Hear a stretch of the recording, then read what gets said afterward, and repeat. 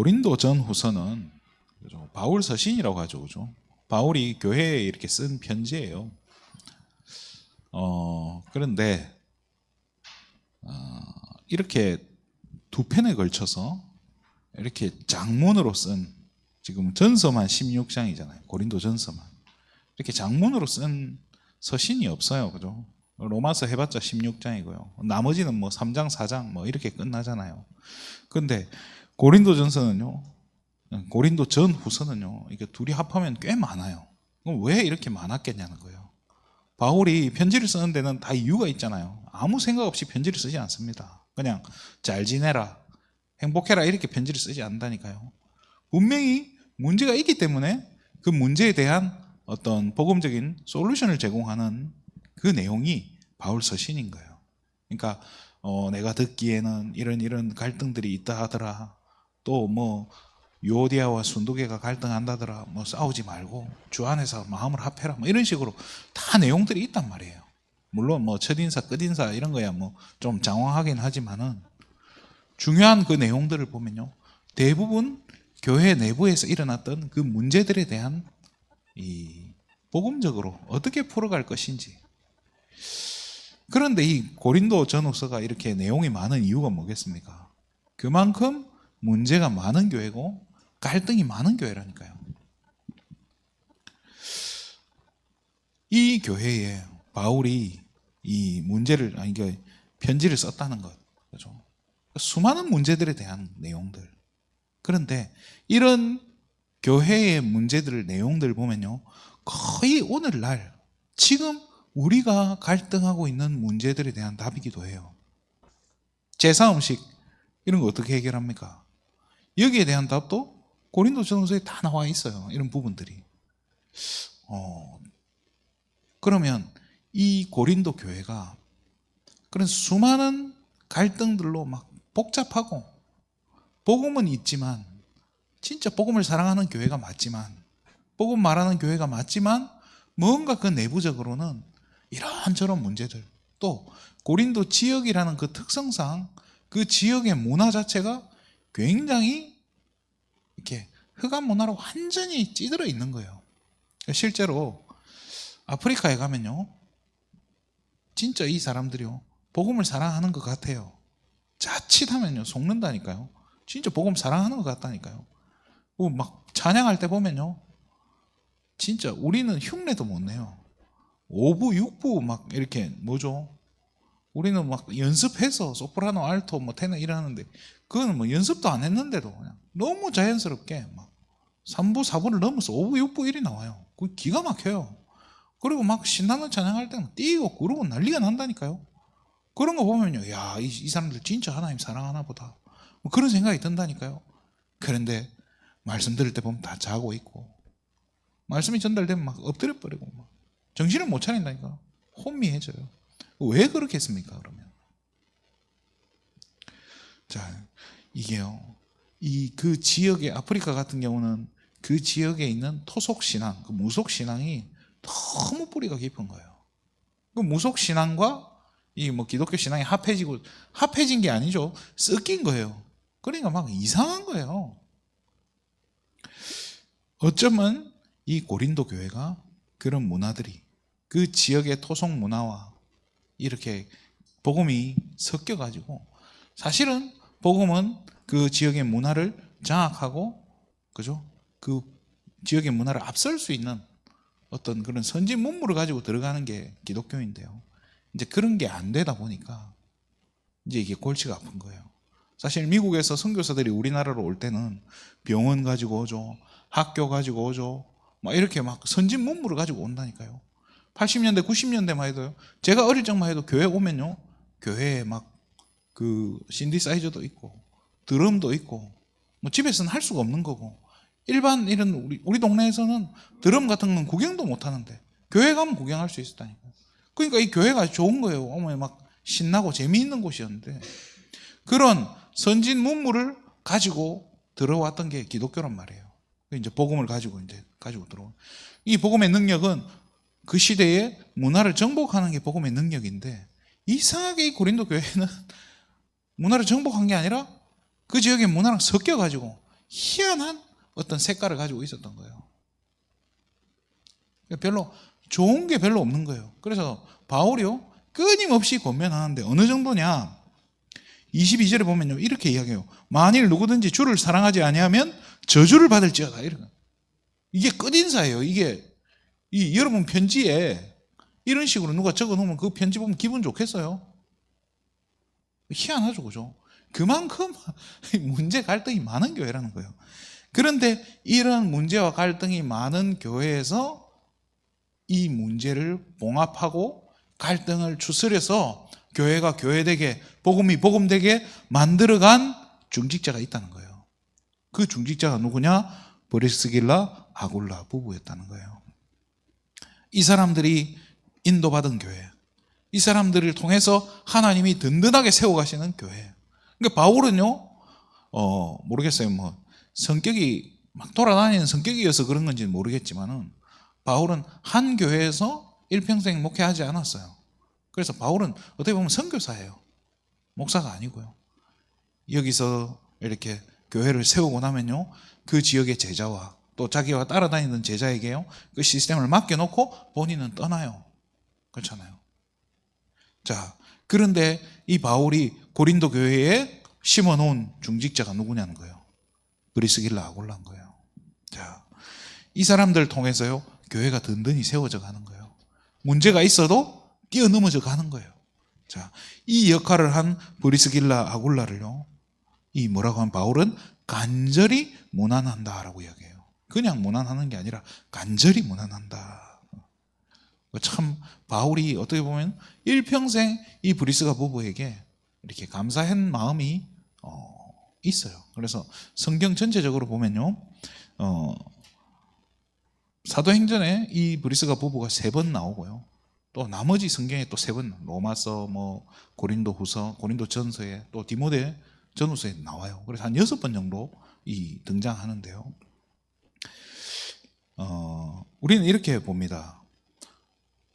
초대교회 마가다락방에서 그 120명이 사도행전 2장에서 성령의 충만함을 받는 그 일이 일어나죠. 그죠? 그때 15개 나라에 와서 이 성령 충만한 역사를 본단 말이에요. 근데 그 15개 나라 중에 이런 말이 나오죠. 로마에서 온 나그네라는 말이 나와요.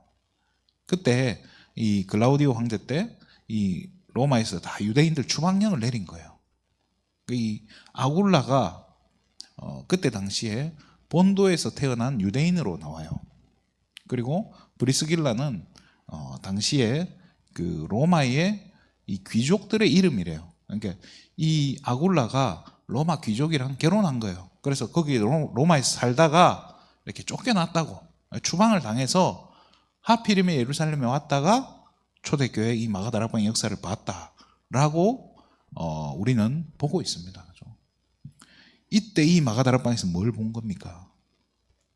우리도 마가다락방에 한번 있어 봤었으면 참 좋겠어요. 어떤 일이 있었는지. 그죠?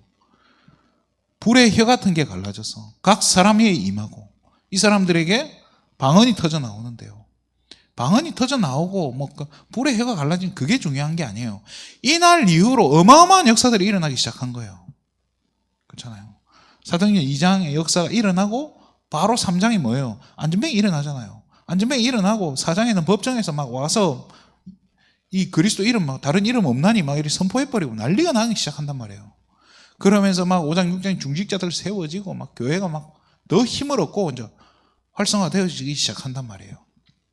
이런 역사들을 브리스가 부부는 본 거예요. 그리고 나서 하필이면 고린도 지역에서 누구를 만납니까? 바울을 만난다니까요. 이 바울이 고향이 어디입니까? 길리기아 다소 아닙니까? 그죠? 다소에서 바울은 학자들은 어떤 장군 집안의 아들로 봐요. 근데 그 다소에서 굉장히 다소의 특산품이 뭐냐면 천막이었어요. 그래서 이 천막 만드는 거를 바울도 잘 알았던 거예요. 그래서 생업이 같아서 이렇게 브리스길라 아굴라 하는 그 생업이 같으니까 2년 동안 그 집에서 일을 도와주면서 동력을 한 거예요. 그죠? 바울은 회당에 가서 쉬는 날에 회당에 가서 사역을 하고, 그렇죠? 또 일도 도와주고, 그 브리스가 부부는 바울에게 집을 제공하고 또 숙식 이런 거 다 제공했겠죠. 그죠? 그러면서 일어나는 역사들을 본 거예요. 고린도 지역에서 2해 동안 안식일마다 회당에서 강론을 했다고 나오지 않습니까? 뭐를요? 성경을 가지고 강론한 거예요. 그러니까 2해 동안 이것을 하니까 아시아에 있는, 그러니까 고린도와 그 고린도 건너편에 있는 에베소나 이런 부분들이 전부 아시아라고 그래요. 그쪽에 있는 모든 사람들이 다 이 복음을 들었다라고 나와요. 희한하죠, 그죠? 이런 기적들을 체험한 거예요. 그러면서 고린도 지역에 세워진 교회, 수많은 문제와 어려움이 있었지만요, 바울이 이 지역에 이 두 제자를 파송해 놓으니까 어떤 일이 일어납니까? 이 2사람을 통해서 아볼로라는 목사도 돌아오게 되고요, 이 아볼로라는 목사를 통해서 또 다른 전도 운동이 일어나게 된다는 거예요. 그러면서 이 로마 교회로 갔지만, 이 로마 지역에 바울이 이렇게 순교한 때가 AD 67년, 68년경 이렇게 바울이 순교했다고 봐요. 그런데 64년도에 뭐가 일어나냐면 로마에 대화재가 일어나요. 우리가 아는 그 2주 동안 로마가 불탄 거예요. 그때 왜 불났냐, 누구 잘못이냐 했다가 뭐가 되죠? 기독교인 탓이다라고. 그때 핍박이 시작된단 말이에요. 이러면서 이 사람들이 로마에 계속 붙어 있을 수가 없는 거죠. 그리고 나중에 어디로 가죠? 에베소 지역에 있는 교회로 간단 말이에요. 그래서 이 바울이 죽었던 것처럼 이 브리스길라 아굴라도 순교했다라고 알려져 있는데요. 어떤 분은 그 ICC 유성 이야기 하지 않습니까? 거기에 브리스길라 아굴라에 대해서 막 여러 페이지에 대해서 기록되어 있다고 하는데, 그 ICC 주석이 영어로 돼가지고 전 잘 모르겠더라고요. 그래서 찾아보니까 제가 찾은 부분은 한 2페이지 정도 이렇게 브리스길라 아굴라에 대해서 기록을 해놨는데, 모르겠어요. 얼마나 부자였고 어떻게 살았는지 이런 건 잘 안 나오더라고요. 제가 뭐 영어를 다 못하니까 그랬는데, 아무튼 이 브리스길라 아굴라를 제가 묵상하는데요, 브리스길라 아굴라가 했던 최고의 사역이 뭡니까? 아볼로 목사에게 복음 전해준, 이게 복음을 전해준 것도 아니죠. 성경을 정리해 준 거예요. 그렇잖아요. 성경에 기록된 메시아가 바로 예수였다라고 전달해 준 거, 그거 말고는 없어요. 그럼 브리스길라 아굴라가 왜 이렇게 바울에게 있어서 중요한 사람으로, 그렇죠? 중요한 제자로 인식되냐는 거예요. 이 2사람이 도대체 뭘 했길래요? 다른 거 없어요. 이 2사람의 최고의 사역은요, 이 브리스길라 아굴라의 업을 통해서, 자기들의 업을 통해서 전도자 바울을 도운 거예요. 바울이 로마에 어떻게 갑니까? 무슨 입장으로 갑니까? 죄수 신분으로 가요. 그렇잖아요. 예루살렘에 갔다가 예루살렘에 잡혀서 거기에서 항소를 하는 거예요. 이게 로마 시민권자가 문제가 생겼을 때, 그죠? 황제에게, 로마 황제에게 가서 자신을 변론할 수 있는 기회가 있는 거예요. 그거를 바울은요, 이 예루살렘에 가서 잡혀서 로마에서 내가 복음 전해야겠다는, 황제 앞에 내가 복음 전해야겠다는 그 사명을 가지고, 그렇게 그 심사를 가지고 잡혀서 간 거예요. 죄수 신분으로. 그런데 성경에 보면요, 바울이 어디에서 살았다고 하죠? 로마에서? 셋집에 살았다고 나와요. 셋집. 죄수가 감옥이 아니고 셋집에, 전세인지 월세인지는 알 수 없어요. 근데 셋집에 살았어요. 그 돈은 어디에서 나왔을까요? 그때 당시에 로마에 얼마나 많은 사람들이 살았는데, 로마가 어디입니까? 그때 당시 문화의 중심 아닙니까? 전주시 같은 곳이 아니에요. 그렇잖아요. 서울시, 강남구, 뭐 청담동 뭐 이 정도 되는 그런 데인 거예요. 근데 거기에서 셋집을 얻어 살았다. 얼마 정도 돈이 들겠습니까? 월세를 내면 얼마나 나가겠어요? 그 돈이 바울이 물론 가지고 있을 수도 있겠죠, 그죠? 근데 돈 떨어졌을 때, 그럼 거기 있다가 바울이 스페인도 갔다 왔다고 기록은 나와 있는데, 로마에서 스페인까지도 굉장히 먼 거리인데, 그럼 무슨 돈으로 갔다 왔겠습니까? 그때 뭐 바울이 연금 받아 먹고 살았겠습니까? 아니라니까요. 누가 지원해 줬겠냐는 거예요. 그렇잖아요. 브리스길라 아굴라 부부가 있었기 때문에 바울이 마음껏 사역할 수 있었던 겁니다. 그죠? 이 두 사람 부부가요, 복음을 알게 되고 바울이라는 전도자를 만나게 되면서 이 두 사람의 생업이, 그동안 하던 생업이 천막을 치는 거였지만요, 복음을 제대로 이 바울을 만나고 나서부터는 천막을 만드는 게 보통 일이 아니게 돼버린 거예요. 어떤 일이 된 거예요? 전도자를 돕는 업이 된 거예요. 하나님이 진짜 축복하시는 복음 경제, 복음 기업이 돼버린 거예요. 어마어마한 축복으로 연결이 된 거예요. 자, 저와 여러분의 업이, 저와 여러분의 산업도 저는 이렇게 됐으면 좋겠다는 생각이 들어요. 그렇잖아요. 우리 귀한 우리 세계비전교회 성도님들의 산업이, 난 직장생활 하는데요, 관계없습니다. 그거를 통해서 누구를 돕느냐는 거예요. 그걸 통해서 뭘 돕느냐는 거예요. 세계복음화에 쓰임받을 수 있는 경제가 된다면 그게 복음 경제예요. 뭐 어떤 분 이야기해요. 1,000만 원은 벌어가지고도 세계복음화 못한다. 10만 원 버는 아무것도 없는 두 랩돈밖에 내실 수밖에 없는 그런 성도님들도 모이면요, 그게 모여서 뭐가 돼요? 세계복음화의 근간이 돼요. 괜찮습니다. 나는 많이 못 번, 아무 상관없습니다. 그렇잖아요. 중심 가지고 정말로 내 사업이, 내 산업이, 내 직장을 통해서 내가 번 이 돈을 가지고 세계복음 앞에 헌신할 수 있다면 그 자체로 하나님이 가치 있게 여기신다는 거예요. 그래서 저는 그렇게 늘 기도해요. 우리 귀한 세계비전 가족들, 성도님들이 내신 그 헌금이 정말로 쓸데없는 곳에 한 푼도 쓰이지 않게 해달라고. 진짜 생명 살리는 데 쓰임 받아야 될 거 아닙니까? 가치 있는 데 써야 될 거 아닙니까? 후대 살리는 데 써야 될 거 아닙니까? 정말로 교회 살리고 재앙 막는 데 써야지.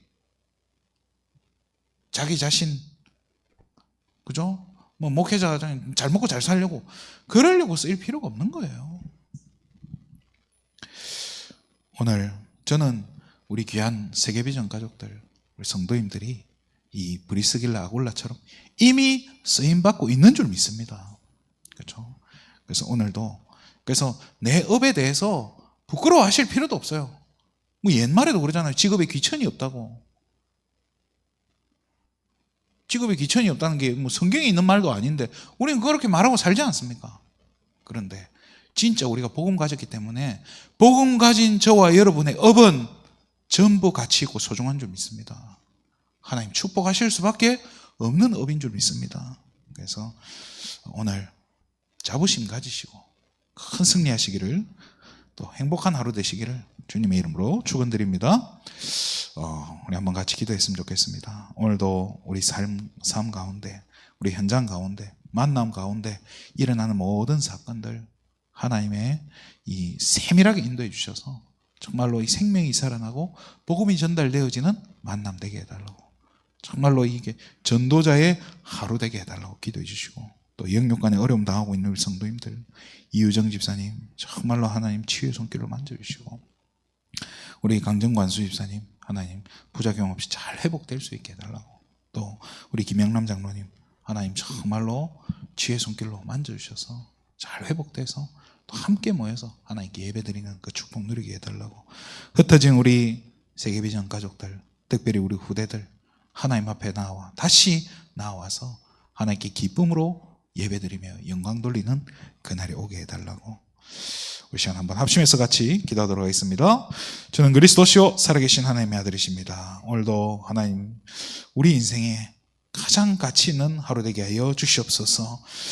브리스길라 아굴라처럼 교회 살리고 전도자를 도왔던 것처럼 하나님 우리 귀한 세계비전 가족들의 업을 축복해 주시고 산업을 축복하여 주셔서 하는 모든 일들을 하나님 축복하여 주시고, 정말로 요셉 한 사람 때문에 애굽이 축복받았던 것처럼 우리 귀한 세계비전 가족들 한 분 한 분 때문에 그 업이 하나님 축복을 받는, 그 직장이 축복받는, 그 산업이 축복받는, 그 밭이 하나님 축복받는 은혜를 누리게 하여 주시옵소서. 브리스길라 아굴라처럼 정말로 전도자를 돕고 정말로 생명을 목이라도 내어놓은 것처럼 하나님 이 전도자를 도왔던 것처럼 하나님 이들의 우리 세계비전교회 정말 모든 가족들의 산업과 그들의 경제가 정말로 이 재앙 막는 복음 경제 되게 해주시고 정말로 이 시대에 살리는 빛의 경제 되게 하여 주시옵소서. 후대 살리는 렘넌트 경제와 미래 경제 될 수 있도록 주의 성령께서 역사하여 주시옵소서. 오늘 하루 정말로 우리의 만남과 사건 위에 주의 성령께서 역사해 주시고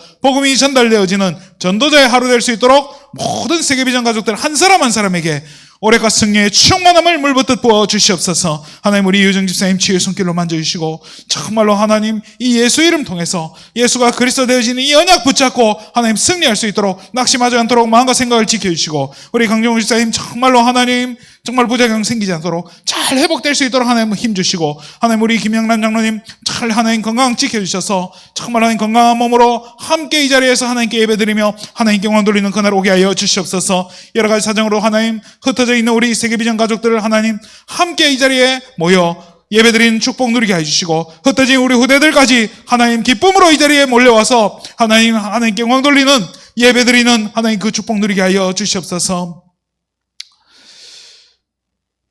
오늘도 하나님 우리 세계비전 가족들을 축복하여 주셔서 정말로 오늘 하루가 생명 살리는 또 나를 살려내는 또 이 복음이 전달되어지는 전도자의 하루 될 수 있도록 축복하여 주시옵소서.